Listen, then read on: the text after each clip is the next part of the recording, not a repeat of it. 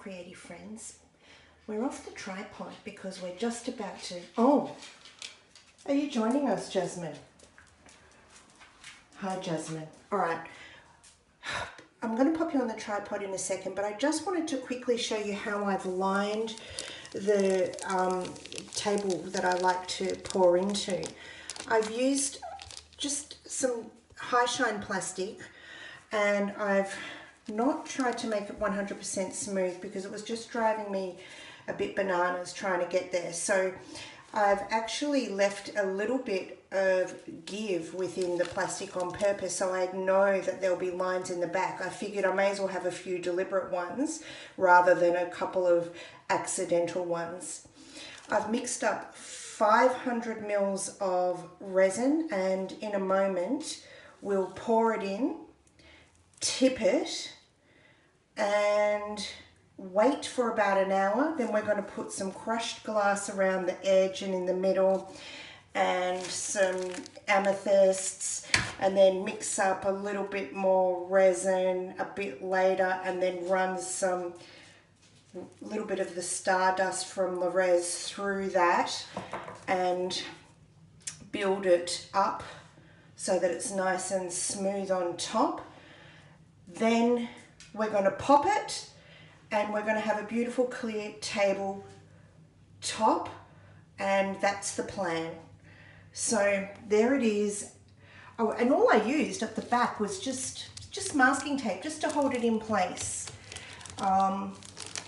So without further ado, let's get on to the fun part. Oh, you know how I can't resist sparkles? I've decided to add a little bit of silver flake into the resin, maybe, or maybe I'll just sprinkle it on top. But geez, can't I just like have something without sparkles? No.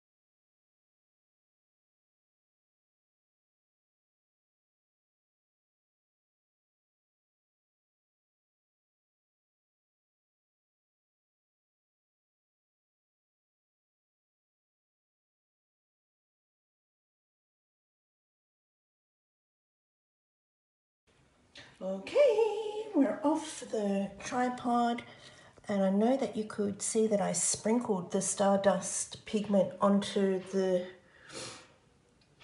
poured resin and the crushed glass. I put the crushed glass in a lot earlier than what I wanted to, with the hope of it helping the resin to stay further out into the mold. So far so good. My one bit of frustration that you might have seen was this one particular deep line here.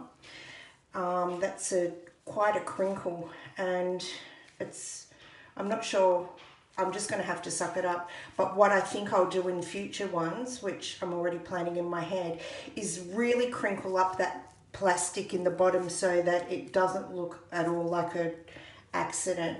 I will work out how to incorporate that somehow into this design, but what I can say is so far so good, and I reckon I'll be doing layer 2. I was going to say in about an hour, but now probably longer, because I'm thinking I want to have the amethyst properly suspended, which means I need this first layer to be cured beyond the point where the crystal chip's weight won't sink into the resin slowly over the 6 to 12 hour cure. So I don't think I'll be able to do any more work on this until 4 to 6 hours, maybe even longer. Well, I'm excited to pop it if I can. It's about, what time is it? It's probably about 11 a.m. today, so if I got a wiggle on and made myself really organized, I could do this second layer of the amethyst and the resin tonight, this afternoon, and pop it tomorrow. One thing I'm thinking about is I've got these beautiful resin clusters, and I'm thinking about popping one in the middle. But it means that the tabletop itself wouldn't be flat. It would have a crystal cluster coming out of the middle, and I don't know whether or not it'll look great or whether it'll look silly. But you know what? Bugger it. I'm going to do it because this is quite a prototype. I don't know how this will look in the end. So I might in fact put another pile of I'm going to go and get some more crushed glass and my cluster, measure where I think my cluster will go, and then do a bit of crushed glass around it so it can sink into there. But I won't suspend the amethyst into it until the next part. Oh my God, did I talk way too much? Oh, I'm back because I couldn't stop. This is the crystal cluster I'm thinking. So that's the size of it, and it would sit in.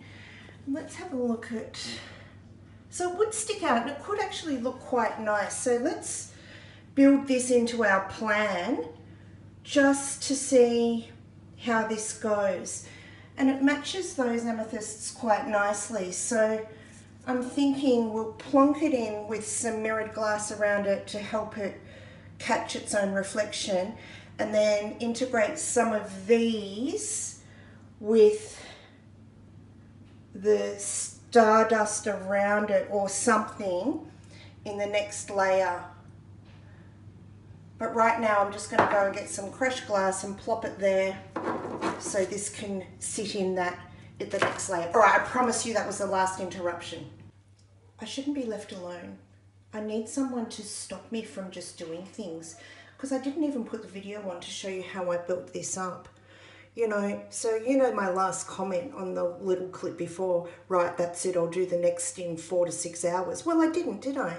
I've popped the cluster in, build up some of the amethyst pebbles around it, and in this next layer where I pour it, I'll be hoping to just sort of soften these edges a little bit, because it looks a bit square to me, but it's probably fine.